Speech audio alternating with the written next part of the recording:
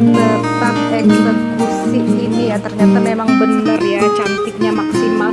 Untuk pemakaian resep kulit ya, ini kulit original tapi menggunakan daging lemak tenggirinya salsabila.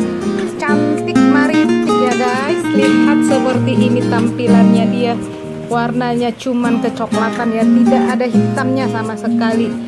Real testimoni ini dari Uma Salsa ya, si pemilik brandnya Salsabila Fish. Oke guys, boleh dilihat seperti ini tampilannya ya. Cantik, manis, dan pastinya gurih, pakai banget. Jadi jangan ragu-ragu lagi untuk memakai daging lemak tenggiri kualitas ekspor di Salsabila Fish. Oke guys, terima kasih sudah nonton.